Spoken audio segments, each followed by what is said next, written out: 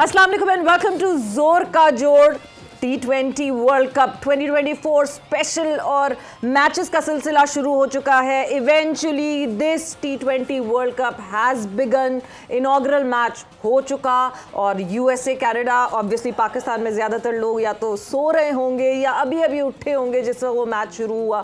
So yes, उस match के हवाले से हमारी डिस्कशन ज़रूर होगी। आज एक और मुकाबला होगा, उसके हवाले से भी बात करेंगे। कौन सी वो दो टीम्स होंगी जो एक्शन में होंगी वो भी डिस्कस करेंगे and a lot more to discuss today. मैं हूं सवेरा पाशा और मेरे साथ मौजूद हैं हाफिज मोहम्मद इमरान। और T20 क्रिकेट चूँकि पहचानी जाती है अपने चौको छक्कों की वजह से और रिवायती अंदाज में, फिर जिसको लोग देखना चाहते हैं, जिसकी बहुत ज़्यादा मांग है और जिस वजह से इस क्रिकेट को बहुत जल्द मकबूलियत मिली है, वो हैं चौके छक्के। और आज जिस तरह से आगाज़ हुआ है इस वर्ल्ड T20 चैम्पियनशिप का, तो यकीनी तौर पर जो सोए रहे वो उससे महरूम रहे और जो जाग रहे थे वो महजूज हुए।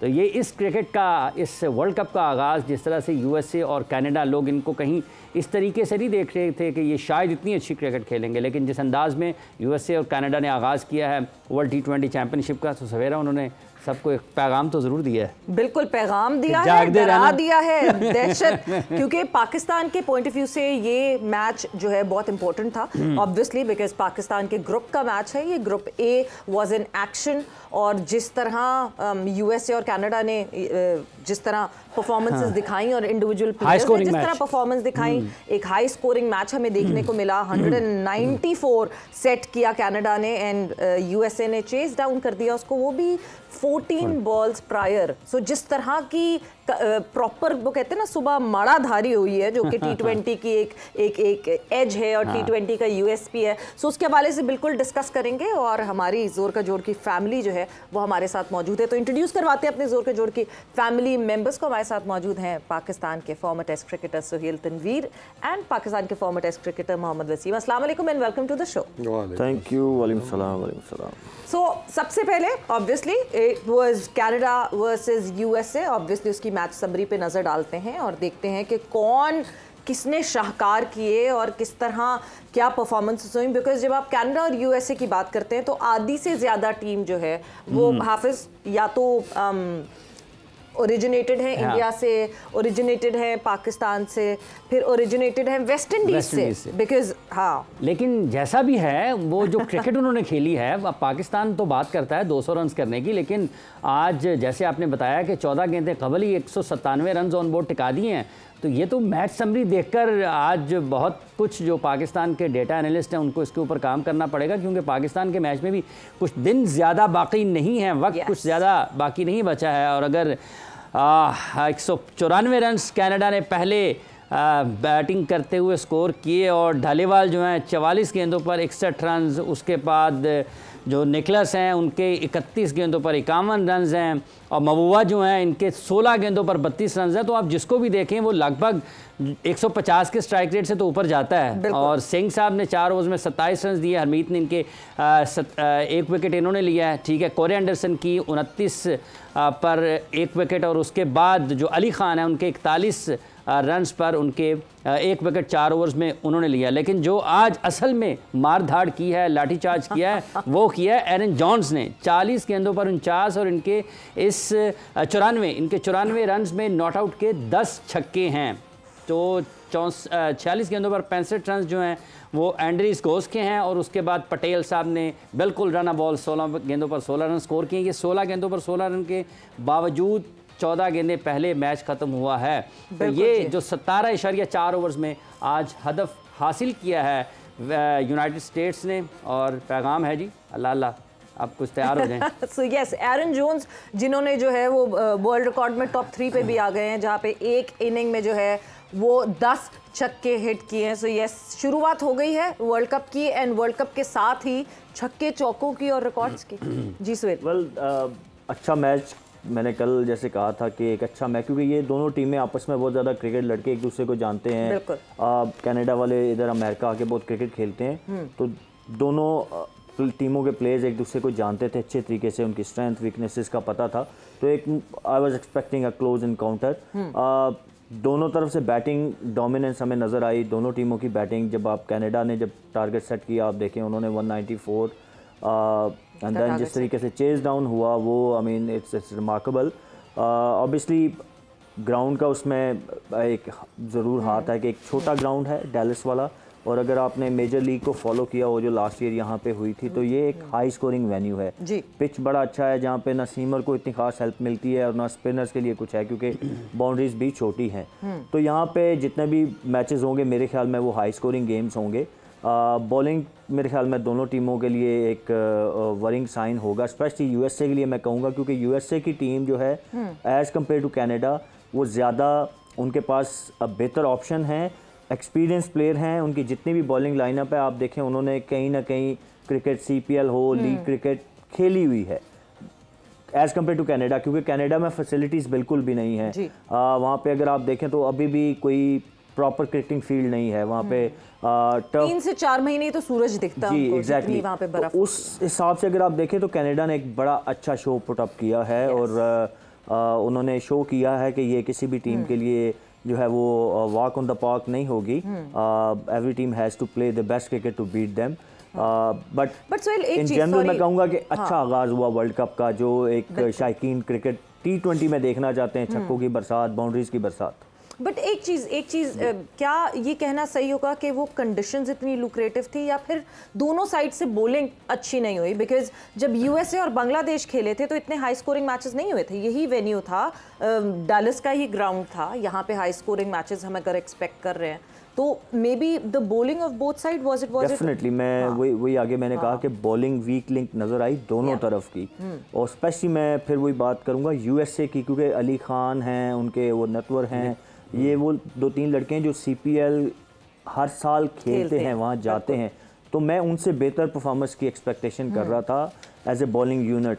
तो बॉलिंग बिल्कुल एक वीक लिंक हमें इनएक्सपीरियंस नज़र आया दोनों तरफ से बॉलिंग में। अगर आप देखें कि जिस तरह से जॉन्स ने बैटिंग की, मैं उनका वो स्कोरिंग वो मैप देख रहा था, तो सारी बॉलें उनको वहाँ पे फीड की गई जहाँ पे वो मारना चाह रहे थे, स्ट्रॉन्ग पॉइंट पे गुड लेंथ पे बॉलिंग। किसी ने उनको यॉर्कर नहीं की है, मेरे ख्याल में हार्डली एक यॉर्कर किया गया है उनको, वो मारते गए और वो मार खाते गए। तो वो एक बॉलिंग में इनएक्सपीरियंस हमें नज़र आया, दोनों तरफ से आया।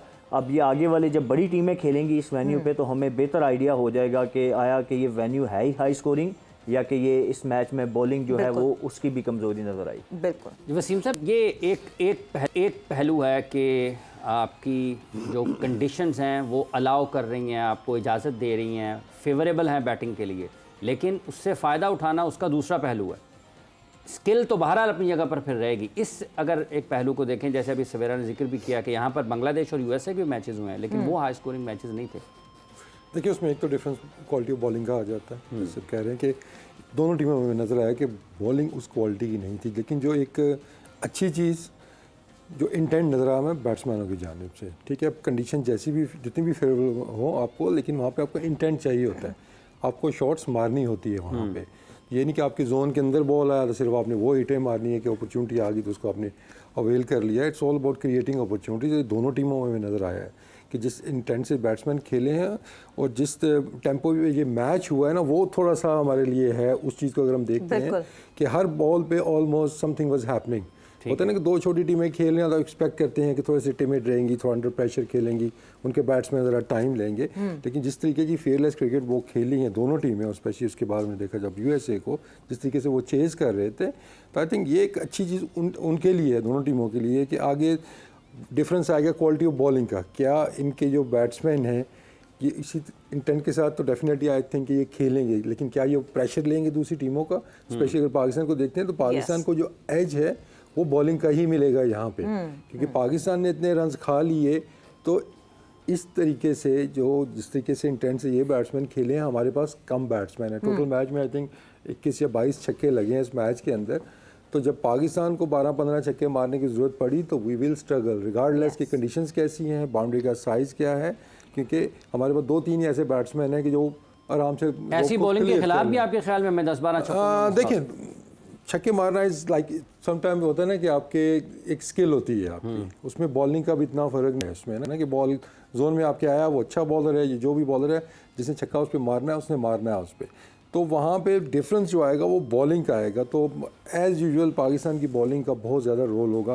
पहले मैच में डेफिनेटली ये चीज़ नज़र आई है कि डिफरेंस ऑफ जो बॉलिंग हमें नजर आई कि क्वालिटी नीचे थी, लेकिन बैट्समैनों की क्वालिटी दूसरी तरफ देखते हैं तो ये नहीं कहते we can't take things away from them कि जी वो हल्की बॉलिंग थी तो उन्होंने रन्स कर दिए। नहीं, जिस तरह की क्लीन हिटिंग एरन जोन्स ने की है, बिल्कुल कुछ शॉटें जो बाद में हमने जोन्स ने मारी हैं, जो पहली इनिंग्स में हमने देखी हैं कि वो तो आपकी जो टेस्ट प्लेइंग नेशन है उनके भी बैट्समैन कुछ शॉटें जो एक्स्ट्रा कवर के ऊपर से जा रही थी, खिंचे हुए बॉल के ऊपर लेंथ को, उसके बाद इम्प्रोवाइज भी उन्होंने किया है। तो स्किल मौजूद है उनके पास। तो बॉलिंग का जो फ़र्क है वो आगे चल के हमें पता चलेगा कि सरफेस के अंदर एक्चुअली बॉलर्स के लिए है क्या, क्योंकि कल के मैच में तो हमें कुछ नज़र नहीं आया वैसा। बिल्कुल, 195 आप चेस कर रहे हैं और आपकी एक पार्टनरशिप ऐसी हो जो कि 58 बॉल्स पे 131 बना दे, तो मतलब बिल्कुल ही एक पॉइंट ऐसा आया जहां यूएसए ने वन साइडेड कर दिया इस मुकाबले को।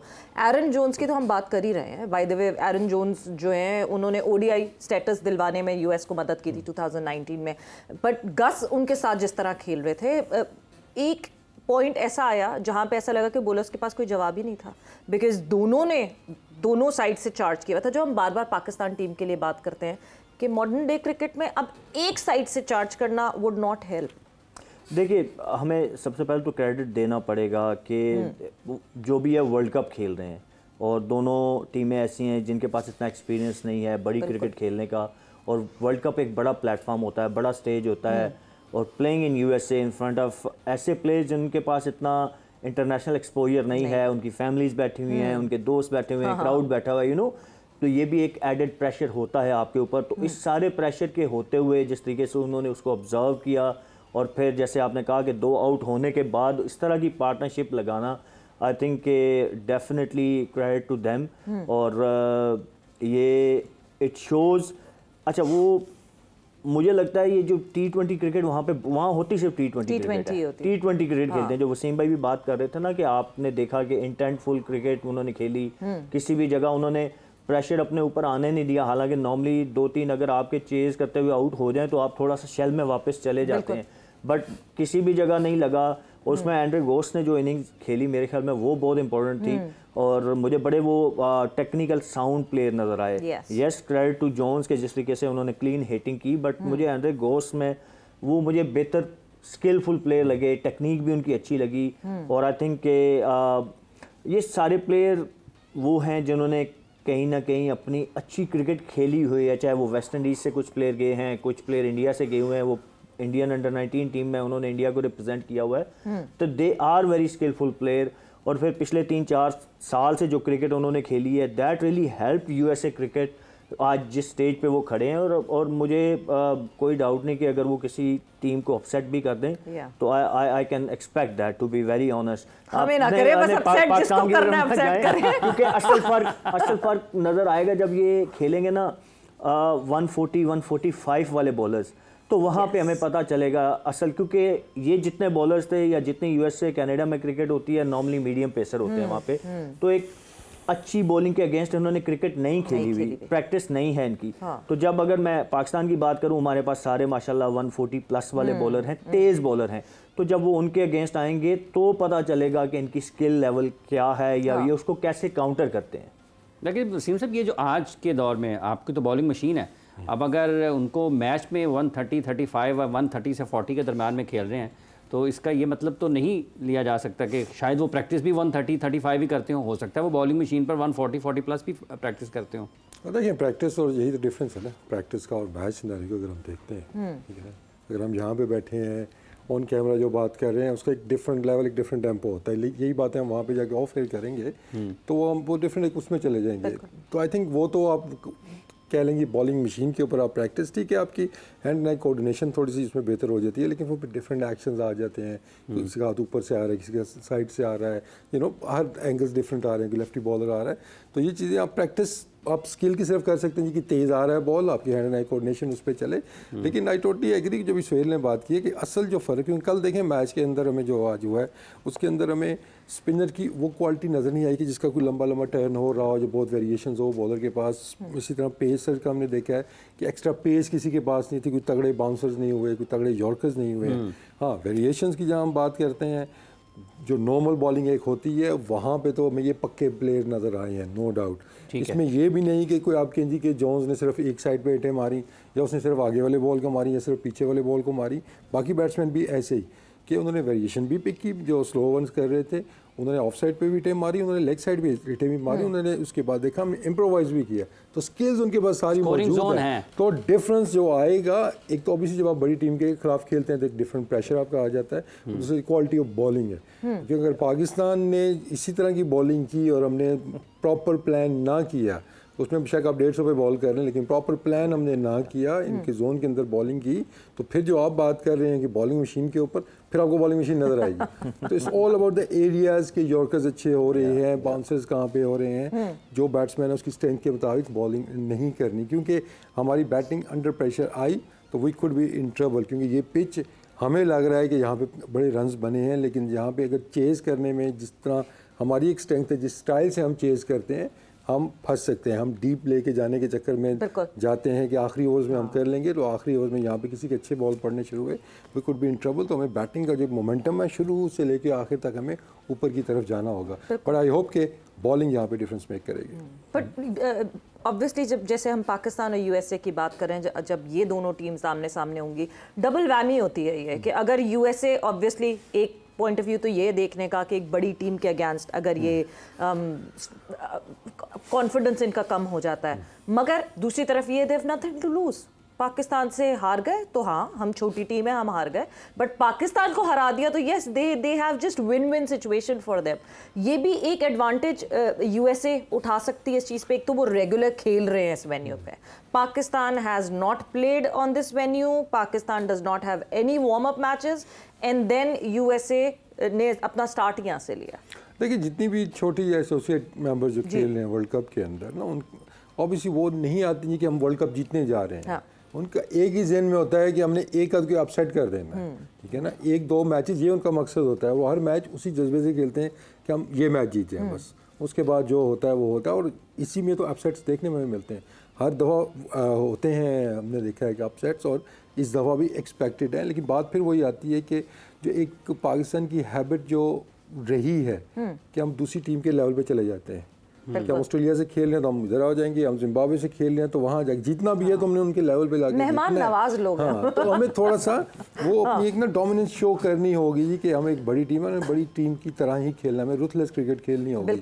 ये नहीं कि जी अब चलें जी 20 ओवर हैं छोटी टीम के अगेंस्ट, हम पहली बैटिंग कर रहे हैं, हम 190 करके भी जीत जाएंगे तो हम 190 के लिए ही खेलें। नहीं, आप खेलें 220 230 के लिए, कि सिर्फ ये मैच ना देखें, आप आने वाले मैच ही जीते। आपने एक स्टेटमेंट देनी होती है। पहला मैच जो आपका हल्की टीम से जब मैच होता है, you try to give a statement कि देखिए हम आए हैं, हमने इनको 250 किया इनको, और उसके बाद 160 से 70 पे इनको आउट किया, बड़े मार्जिन से हम मैच जीते हैं। हाँ, अगर हमने वही 2 विकेटों से आखिरी ओवर में जाके जीतना है या 10-20 रन के मार्जिन से जीतना है तो जीत तो आप जाते हैं, लेकिन आगे आपके लिए मुश्किलात होती हैं कि दूसरी टीमें देख रही होती हैं कि यार ये यूएसए या नीदरलैंड जिससे भी मैच हो रहा है कि वहाँ थोड़ी सी उन्होंने स्ट्रगल की थी, तो हमें एडवांटेज होता है, आपको हाथ खुलने का मौका मिलता है। टूर्नामेंट के शुरू में अगर आपको हाथ खोलने का मौका मिल जाए, आप मोमेंटम वहीं से अपना सेट कर सकते हैं। एक खदशा जैसे लग रहा है वसीम साहब को, कहीं ये ना सुनने को दोबारा मिले कि 10 रन कम बना दिए थे हमने। हाँ देखिए, वो यही होता है ना, 10 से 15 रन का ये हमेशा ये मार्जिन होता है। तो आई थिंक कि हमें एक जो प्रैक्टिस की आपने बात की, डेफिनेटली उसका फ़र्क पड़ता है, ठीक है ना। अभी इंट्रा स्क्वाड की शायद वो खेल रहे हैं यूजलेस, मतलब उसका कोई फ़ायदा नहीं। सोहेल का उस पर क्या वो टेक होगी उस पर, कि जो आपस में ये मैचेस खेलते हैं इंट्रा स्क्वाड जो है ना, बिल्कुल उनमें ना कोई इंटेंसिटी होती है, तो उसका कोई मकसद नहीं, आप सिर्फ नेट ही कर रहे होते हैं, तो मैच सिचुएशन आपकी नहीं बनती है। तो आइडियली अगर 1-2 मैचेस हमारे होते वार्म अप के, ज़्यादा बेहतर होता पाकिस्तान के लिए, लेकिन शायद हमें आयरलैंड में जाके हारना और न्यूजीलैंड से हारना ज़्यादा मुनासिब लगा हमें। बिल्कुल, वार्म अप मैच होना बड़ा ज़रूरी था। ना बड़ा इंपॉर्टेंट पॉइंट वो जो वसीम भी बात कर रहे हैं ना, कि आपने एक स्टेटमेंट देना होता है। ठीक है, आप जितने बड़े मार्जिन से जीतते हैं ना, वो इट गिव्स यू कॉन्फिडेंस। अगर आप क्लोज आने दे देते हैं ना छोटी टीम को, तो वो जीत तो आप जाते हैं, बट वो जीत आपको फ़ायदा देने के नुकसान दे के चली जाती है साइकोलॉजिकली, कि आप सोचना शुरू कर देते हैं यार कि ये छोटी टीम अगर हमारे इतने क्लोज आ गई तो बड़ी टीम के साथ हम मैच खेलेंगे तो हम डिफरेंस कैसे क्रिएट करेंगे।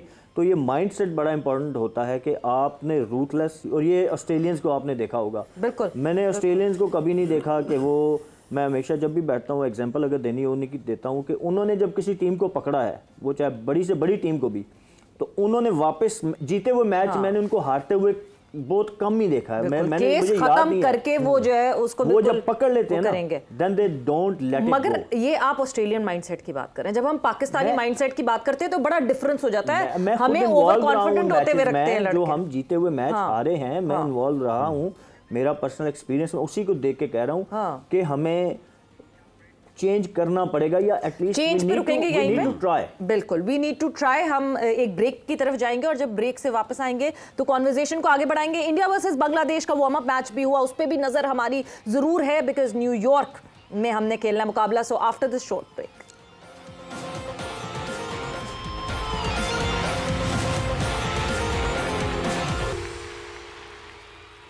एंड वेलकम बैक टू जोर का जोर T20 world cup 2024 special discussion हमारी हो रही है। जो मैच पहला मैच T20 वर्ल्ड कप 2024 का खेला गया, the inaugural match USA versus Canada, और ऑब्वियसली यूएसए का इम्पैक्ट जब पाकिस्तान के साथ खेलेंगे तो उसके हवाले से बात हो रही है। Associate teams playing with a full member team, pressure के साथ साथ ऑब्वियसली ऑफ प्रेशर होता है, ये तो हमारी डिस्कशन हुई है। बट कंडीशंस की अवेयरनेस ऑब्वियसली उन सारे लड़कों को बहुत ज़्यादा होगी पाकिस्तान से। देखें कुछ एडवांटेजेस तो होते हैं, लेकिन अगेन वहाँ पे फिर आपकी स्केल का, आपकी जो एक्सपीरियंस है वहाँ डिफरेंस आ जाता है ना कि अब ठीक है आप किसी भी नए टीम के खिलाफ खेल रहे हैं, एक बड़ी टीम जा रही है, तो अब ये तो नहीं कि जिनका होम ग्राउंड है इनको सारी एडवांटेज जाएंगे, ठीक है। तो वहीं पे तो आपके जो प्रोफेशनल एक अप्रोच होती है कि वहाँ पे आपने आपके पास डेटा भी आ जाता है, आपके पास रिसर्च आ जाती है सारी कि यहाँ पे क्या क्या हो रहा था। उनका एक्सपीरियंस ज़्यादा है, लेकिन नॉलेज आपके पास भी उतना ही आ जाता है वाया स्टैट्स से, जितनी भी चीज़ें आपके पास आती हैं। तो दैट्स वेयर स्किल का डिफरेंस आ जाता है, प्रेशर हैंडलिंग का डिफरेंस आ जाता है कि जो एक आपको फ़र्क नज़र आता है एसोसिएट मेंबर और एक फुल टेस्ट। बट आप कह रहे हैं हमारी टीम तो डेटा पे बिलीव ही नहीं करती, तो स्टैट्स कैप्टन नहीं बिलीव करते थे। अब आई होप कि आप वो करते होंगे, तो वहाँ पे आता है। लेकिन अभी हम जो पहले बात कर रहे थे ना कि छोटी टीमों से खेलने का माइंड बिलीव करते हैं, अपनी बैटिंग के अलावा किसी चीज़ पे बिलीव करते हैं।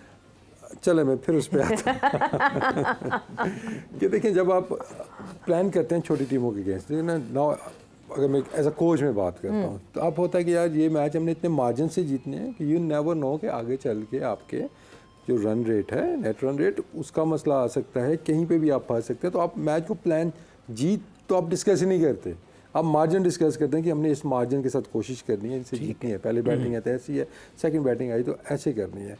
हमारा जो सैडली जो टीम के अंदर भी मैंने देखा ना चीज़ चल रही थी ना, वो आइलैंड से ना हार जाए, वही जिम्बाब्वे से मैच आ गया हम इनसे ना हार जाए, तो हम पहले हार डिस्कस कर रहे थे कि हम हार ना जाएं, ठीक है। हमें ये माइंडसेट चेंज करना है कि अमेरिका से मैच है, ओके जी हमारा पहला मैच है, हमने एक स्टेटमेंट देनी है, हमने बड़े मार्जिन से जीतना है। कैसे जीतना है फिर वो फार्मूला आप तैयार करते हैं जी कि इतना मार्जिन हमें इस पिच के ऊपर कैसे करना है, फिर आप प्लान उस तरीके से करते हैं।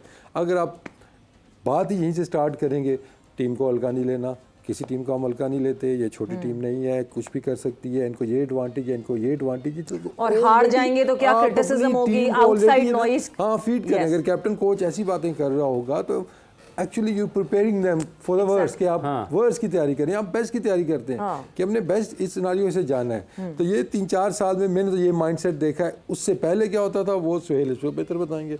देखिए इसमें आप ये चीज़ें आपके माइंड में होती हैं, लेकिन मेरे ख्याल में उनको बोलना ज़रूरी नहीं है। आप आके मीडिया में इस तरह की बात करके ना तो आप एक नेगेटिव मैसेज दे रहे होते हैं। वैसे एज ए टीम जब आप खेलने जाते हो स्पेशली T20, तो इट इज़ रियलिटी के अपसेट्स होते हैं, छोटी टीम बड़ी टीम को हराती है, बिल्कुल you better be prepare for it, but you should not speak about it. Specially media में आके आप इस तरह की बातें करके ना तो इट शोज कि आप ऑलरेडी बैकफुट पे हैं, ठीक है। तो अगर हमारे प्लेइंग डेज की आज से मैं 6-7 साल पहले की बात करूं तो उस टाइम ये नहीं कि हम कभी किसी छोटी टीम से नहीं हारे, बट बहुत रेयर होता था और माइंडसेट ऐसा नहीं होता था। हम कभी मतलब डरते नहीं थे, कभी क्वेश्चन मार्क भी नहीं आता था अपनी एबिलिटीज़ पे, स्किल्स पे इतना वो यकीन होता था कि कभी क्वेश्चन मार्क भी नहीं आता था यार कि अगर हम जिम्बाब्वे या किसी छोटी टीम से खेल रहे हैं तो हम हार जाएंगे। तो वो एक माइंडसेट जो है ना वो बड़ा इंपॉर्टेंट है, और उसमें वो माइंडसेट ही आपकी और दूसरी टीम में डिफरेंस डालता है। स्किल्स का तो डिफरेंस होता ही है, और आपको अपनी स्किल्स पे बिलीव होना चाहिए। छोटी टीम आपके सामने आए तो आप एज ए इंडिविजुअल और एज ए टीम अपने लिए एक बड़ा टारगेट सेट करते हैं, यार okay this is opportunity take it as a opportunity कि अगर मैं बॉलर हूँ तो मैं मैंने 4 आउट करने हैं, मैंने मैन ऑफ द मैच लेना है, राइट। आप बैट्समैन हैं तो आप अपना यार कि ये दिस इज द अपॉर्चुनिटी कि एक वर्ल्ड कप का मैच है, मैं इसमें 100 कर दूं, मैं 70 कर दूं, अपने जो भी एक इंडिविजुअल गोल आप सेट करते हैं, तो व्हेन यू थिंक हायर तो रिजल्ट ऑटोमेटिक, आपकी बॉडी भी उसी हिसाब से रिस्पॉन्ड करती है उसके ऊपर। माइंडसेट की बात क्यों है, क्या ये क्यों माइंडसेट आ गया कि आपने एक निस्बतन कमज़ोर टीम के खिलाफ भी खेलना है? तो आप ये बताएंगे कि हम जैसे अभी सोहेल साहब बता रहे थे कि ये माइंडसेट में क्या तब्दीली है, और ये आप देखें जो मुझे लगता है, जो मेरी फीलिंग थी, ऑब्वियसली मैं अटैच रहा हूँ, मतलब डायरेक्टली टीम के साथ नहीं but within the organisation रहा हूँ। जो मुझे लगा है कि शायद हम एक एक्सक्यूज़ ढूंढते हैं जब इस तरह की स्टेटमेंट देते हैं ना हम, कि हम किसी टीम को हल्का नहीं ले सकते हैं, हम इनसे हार ना जाएं।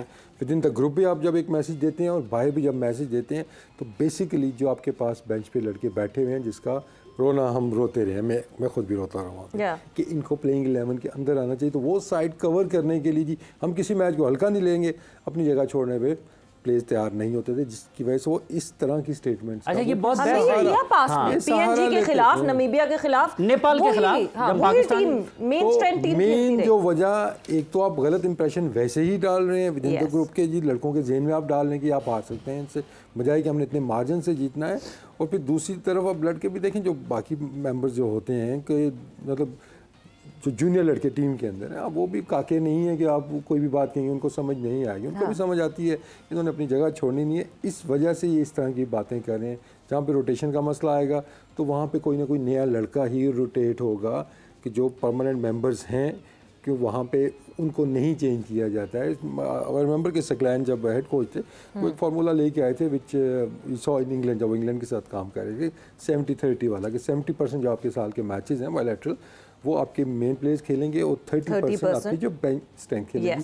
लेकिन उस पर मेजर एतराज़ उठा दिया गया था टीम की जानिब से। अच्छा, एक और जिस तरह का रिएक्शन हुआ था जो अफगानिस्तान के अगेंस्ट, जब हमारी एक टीम गई है और जब परफॉर्मेंसेज अच्छी नहीं हुई हैं, Shadab Khan captaining the side, Shadab Khan ने आके जब प्रेस कॉन्फ्रेंस में अब ये कहना है कि हाँ जी आप और कहें कि बाबर और रिजवान अफगानिस्तान के खिलाफ शारजा में, सो वही वो एक मैसेज नेगेटिव हो देखे ना पार्सल है कि अब नए लड़के, अगर आप ये स्टेटमेंट भी गलत थी कि दोबारा आप ये काम होने नहीं देंगे, इसका मतलब आपने कह दिया है इस पर, ठीक है ना। क्योंकि जब आपका ऑलरेडी एक चीज़ चल रही है कि नए लड़के हम इसलिए नहीं खिला रहे हैं कि हम कि नमीबिया से ना हार जाएं, तो दैट शोज कि आपका कॉन्फिडेंस लेवल, आपने हमारा बादशाह हटाया तो वापस लेके आएंगे, आपका कॉन्फिडेंस कितना है नए लड़कों के ऊपर। इट शोज कि आपकी एक तो इनसिक्योरिटीज, दूसरा इट शोज कि आपका जो बेंच स्ट्रेंथ है उसके ऊपर आपका बिलीव कितना है, कॉन्फिडेंस ही नहीं। अगर आपका इतना कॉन्फिडेंस नहीं है तो वो आपके पार्ट ऑफ 15 क्यों है। बिल्कुल, अगर आपको लगता है कि वो छोटी टीम से, और अगर हार भी जाए एक छोटी टीम से, अगर आप हार बायलैटरल सीरीज में, तो कौन सी क़यामत आ जानी है, आपने प्लेयर डेवलपमेंट भी तो करनी है ना, मैच टाइम तो दे रहे हैं आप अपनी बेंच को। एग्जैक्टली, ताकि वो प्रिपेयर हों कि किसी भी मौके पे अल्लाह ना करे को अगर आपको इंजरीज का सामना पड़ जाता है, कोई आपको सडन चेंज करनी पड़ती है, तो फिर आप सोच में ना पड़ जाएं कि यार अब किसको खिलाएं, ये तो रेडी नहीं है, इसके पास मैच प्रैक्टिस नहीं है। तो वो 70-30 वाला जो ये फार्मूला कह रहे हैं, मेरे ख्याल में कि इट शुड वर्क, और ऐसे ही होना चाहिए कि आप लाजमी नहीं कि सारे मैचेस ही आपने अपनी ए स्ट्रेंथ के साथ जाना है, तो जो आपने प्लेयर डेवलपमेंट करनी है वो आप कैसे करेंगे। यहाँ पे हमारे यहाँ जो होता है ना, एक तो हमारा कल्चर ऐसा है कि इनसिक्योरिटी की जो मैंने बात की, अगर बाबर अपनी जगह किसी को खिलाते हैं, बाबर का तो मैं वैसे नाम ले रहा हूँ, मतलब किसी XYZ प्लेयर के, और उसका नीचे अगर वो जूनियर परफॉर्म कर देता है ना, तो यहाँ ये भी शोर मच जाता है कि अब यार इसी को खिलाओ, इसको क्यों निकाल रहे हैं। तो ये भी एक प्लेयर, अगर मैं प्लेयर में देखें ना, उसमें अगर आपके सारे स्टेक होल्डर्स आपके ऑन बोर्ड हैं, अगर मैं चीफ सेलेक्टर वहाँ बैठा हो, मैं गारंटी आपको दे रहा हूँ जो मैचेस आप नहीं खेलेंगे you will get fully paid for that also. ये ऑफर भी लगाई थी हमने जी कि आपको मैच फी पूरी मिलेगी, कोई फाइनेंशियल आपको लॉस नहीं होगा, और आपने ही वापस आना है। 30% जब ये ख़त्म होंगे, 70 नहीं वापस आना है। लेकिन बात फिर वो आ जाती है कि जब वो एक लाइन ही ऐसी बोली गई थी कि जहाँ पे मैं सोच में पड़ गया था कि इससे आगे क्या बात की, कि अगर इनसिक्योरिटीज दूर की गई थी तो फिर तो मेरा नहीं ख्याल कि कोई इशू होना चाहिए था। मैं तो जो पिछले 3-4 साल वैसे पैन साड़ी रैंकिंग तक ही बनेगा, तो इस पे फिर मैं बाकी समझ ये सबसे इंपॉर्टेंट चीज वो इस वजह से बिकॉज 2024 की आप देखिए डिजिटल कंटेंट की बात हो गई ना, जब आप क्रिकेट की तो ना हुई ना डिजिटल जब आप 2024 की रैंकिंग निकालते हैं ना तो आपके जो बैटर्स हैं वो टॉप 3 में पाकिस्तानी बैटर्स आते हैं इंडिविजुअल्स। आप जब बॉलिंग निकालते हैं तो टॉप 10 में हमारे 3 बॉलर्स आते हैं इंडिविजुअल्स, बट जब आप टीम को देखते हैं तो हम 7वें नंबर की रैंक टीम है। सो मसला तो यही है। रैंकिंग के पीछे लगाया किसने? लगाती भी तो हमारी आवाम है ना। नहीं क्यों? आईसीसी रैंकिंग दे रही है, आपने रैंकिंग किसी मुल्क में मैंने डिबेट होती नहीं देखी हमारा प्लेयर नंबर 1 हमारा नंबर 2 या रैंकिंग में किस नंबर पे है। व्हाट मैटर इज के वे योर टीम स्टैंड्स, उसकी रैंकिंग मैटर करती है, तो हमें उसके पीछे भागना चाहिए। यस पर्सनल गोल मैं I'm all for it होने चाहिए, आपको एम्बिशियस होना चाहिए for your personal career personal achievements, but they should come under the team के मफाद के ऊपर नहीं होना चाहिए। सबसे पहले जो डेवलपमेंट टीम की रुकनी नहीं चाहिए। अच्छा मकसद क्या है? देखिए अभी ये T20 वर्ल्ड कप हो रहा है ना, पूरे साल का मकसद ये है। अगर आप बड़े 5वें नंबर की रैंकिंग पे भी आप फिनिश करें, अगर आप इवेंट जीत लेते हैं उसकी प्रिपरेशन आपकी अच्छी होती है, that matters in that. Trophies कितनी आप लेके आए, आईसीसी की इवेंट्स आप 17 में जब पाकिस्तान चैंपियंस ट्रॉफी लेके गया था 8वें नंबर रैंकिंग 8 थी पाकिस्तान। तो रैंकिंग नंबर 1 आपकी याद ना इंडिविजुअल्स की रहती है, प्लेयर्स को खुद याद रहती है, लेकिन आवाम को कोई नहीं याद रहती। वर्ल्ड कप जब हारते हैं आप, जब बुरी परफॉर्मेंस होती है तो किसी को रैंकिंग याद नहीं रहती है। तो हमें ये कल्चर चेंज करना होगा। With in PCB I think still कुछ इंसेंटिव्स चलते हैं पर्सनल परफॉर्मेंसेस के, जो कि आई एम अगेंस्ट। मैंने टीम जीते आप उनको दें, लेकिन किसी ने 100 कर दिया या किसी ने 5 विकेटें ले ली, या रिगार्डलेस कि मैच का रिजल्ट क्या हुआ, हो सकता है 100 रन की वजह से आप मैच हारे हुए हो, लेकिन आपको अगर रनिंग वहाँ से हो रही है तो ये कल्चर इन चीज़ों से डेवलप होता है। तो मैं इंडिविजुअल चीज़ों से और जो ग्लोरीफाई करें ना हम चीज़ों को, इससे निकलना होगा। इसका नुकसान ऑलरेडी हमें हो रहा है और आगे चल के मजीद होगा, क्योंकि 2 को आप ग्लोरीफाई करेंगे, बाकी कहेंगे भी हम क्यों नहीं हो रहे हैं, तो कल्चर गलत आपसे में चल पड़े हैं। बट सोहेल, जो हम मैसेज फ्रॉम द कैप्टन की बात कर रहे थे, 2009 पाकिस्तान वर्सेस आयरलैंड, हम 30 रन से आयरलैंड से जीते थे। यूनुस खान की तरफ से कभी कोई ऐसा मैसेज आया कि नहीं जी हर टीम बराबर होती है, इस टीम से भी संभल के खेलना है इससे? बिकॉज एज अ कैप्टन जब हम यूनुस खान को देखते हैं तो हमें हमेशा एक फाइटर दिखा। कितना सही है ये? यार मैंने आगे कहा ना कि हमारे तो कभी माइंड में, I will be very honest, मतलब एटलीस्ट मैंने तो कभी अपने माइंड में ये सोचा भी नहीं था कभी। मैं ये नहीं कह रहा कि हम कभी हारे नहीं जी, वो एक डिफरेंट चीज़ है, लेकिन एक जो होता है आप मेंटली आप स्केर्ड हैं, सोचते हैं, आप सोचते हैं, आप में खौफ है। तो मैंने तो कभी सोचा भी नहीं था यार कि हम कभी हांगकांग से खेल रहे हैं तो उनसे हार जाएंगे, या कभी जिम्बाब्वे, हमारे उस टाइम में जिम्बाब्वे, हालांकि वो भी एक अच्छी टीम थी, लेकिन हमने कभी सोचा भी नहीं था यार कि जिम्बाब्वे जैसी, मतलब ये वाली डिस्कशन ही नहीं आती थी ना, किसी प्लेयर के माइंड में होती थी। और 2009 की आपने बात की तो मैंने वो आपके शो में भी कहा था कि हम बड़े क्लियर थे, बड़ी क्लैरिटी थी। गो कि हमने स्टार्ट बड़ा अच्छा नहीं लिया था, लेकिन क्लैरिटी वाज देयर कि यार 2007 में हमने जॉब जो है वो फिनिश नहीं की थी, वो हमने 9 में करनी है।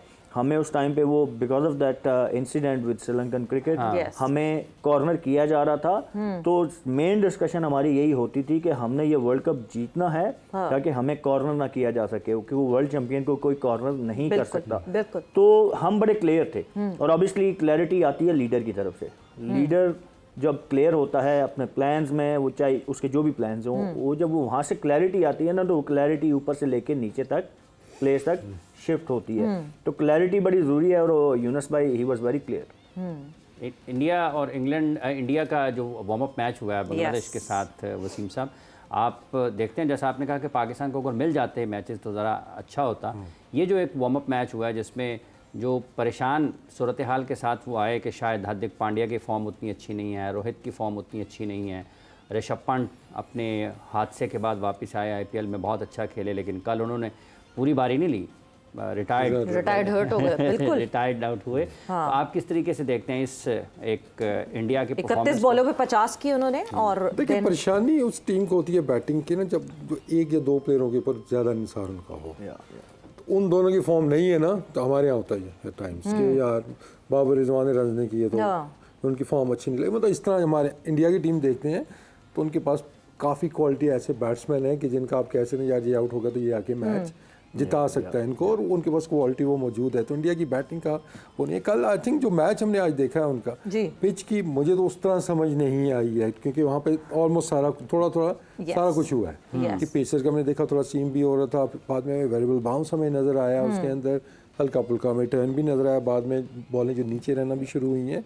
लेकिन अगेन बात आ जाती है कि क्वालिटी ऑफ बैटिंग भी मैटर करती है इस तरह की पिच के ऊपर। तो मुझे ये लग रहा है कि जो सोहेल तो बहुत ज़्यादा वहाँ पे खेले हुए हैं, लेकिन अभी जो पिचेस की नेचर में देख रहा हूँ यहाँ पे कि यहाँ पे ऑन दी अप और ऊपर से हिट मारना शायद ज़्यादा आसान है बजाय कि आप थ्रू द गैप्स आप टाइम करें। यहाँ पे पावर की एक तरफ आपने शो शुरू होने से पहले कहा ऊपर से हिट मारना हम नहीं कर सकते, अब आप कह रहे हो ऊपर से हिट मारना जो है हमारे पास भी है, नीचे तो है ना बैट्समैन ऐसे। तो आई थिंक यहाँ पे जो देखा है इंडिया वाले मैच में हमने देखा है और यूएसए वाले मैच में हवा में बॉलें ज़्यादा गई हैं और वो सक्सेसफुल रहे हैं बैट्समैन जिन्होंने ओवर द टॉप शॉटें खेली हैं, कि यहाँ पे वो एलिगेंट कवर ड्राइव या कट शॉटें शायद इतनी सक्सेसफुल नहीं रहेंगी। तो हमें प्लान्स पेस की वजह से नहीं होंगे, पेस नहीं, क्योंकि यहाँ पेस नहीं है ना, बॉल आता नहीं है, डबल पेस है। ठीक है, आपको क्रिकेटिंग शॉट मारने के लिए ना आपको पेस चाहिए। इवन पेस से बॉल आ रहा था तो आप टाइम करते हो। ठीक है, टाइम इसीलिए होता है कि आप जो एक्सपेक्ट कर रहे होते हो उसी पेस से बॉल होता है। जहाँ पे वो थोड़ी वेरी कर जाती है पेस, आपको इम्प्रोवाइज करना पड़ेगा। हाँ, तो वहाँ पे आपको छक्के चौके मारने होते हैं इंस्टेड के आप टाइमिंग वाले शॉट मारें, उसमें आपको टाइम मिलना मुश्किल होता है, टाइम कर नहीं सकते आप। तो वहाँ पे इसीलिए कैरिबियन वाले प्लेयर ज़्यादा आपने देखेंगे वो पावर हिटर होते हैं। ठीक है, वहाँ पे टेक्निकल क्रिकेटिंग शॉट करने वाले जितने भी, मैं वो फिर सीपीएल की एग्जांपल दूंगा कि वहाँ पे जितने भी, even Babar went there to play CPL but he could not manage that. हाँ एग्जैक्टली, बिकॉज वहाँ पे पेस नहीं मिलती आपको जनरेट करनी पड़ती है पावर। तो वो कैरिबियन वाले जितने प्लेयर हैं आपने देखा होगा सारे पावर हिटर हैं, उसमें आपको कोई भी हार्डली ब्यूटीफुल स्ट्रेट ड्राइव्स नहीं मिलती वहाँ पे। बहुत एक रॉसन चेज थे, बॉटम एंड पे ज्यादा वो रॉसन चेज थे, बट वो भी अब आप देखें तो वो कन्वर्ट हो गए हैं T20 क्रिकेट में, शिफ्ट उन्होंने अपने आप को किया है। बिफोर दैट वो जब वो 4-डे क्रिकेट वाली टाइप की क्रिकेट खेलते थे सीपीएल में, तो ही कुडंट गेट सक्सेस और वो पिक भी नहीं होते थे इवन। बट फिर वो सेंट लूसिया से आए, उन्होंने अपनी गेम चेंज की, इम्प्रोवाइजेशन लेके आए, पावर लेके आए, तो now he is part of their T20 team. तो इन पिचेस पे, coming back to your question, you need power.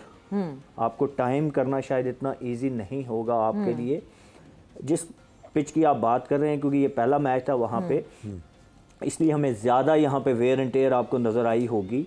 और जो मिडिल पिच होगा, आई एम श्योर जो मैच वाले पिच होंगे वो थोड़े बेहतर खेलेंगे, बट उनका बिहेवियर मोर और लेस सिमिलर ही होगा। ये मैंने कल भी बात की थी। आपको लगता है कि बहुत ज़्यादा आईसीसी ने ओवरली पुश किया इस चीज़ को?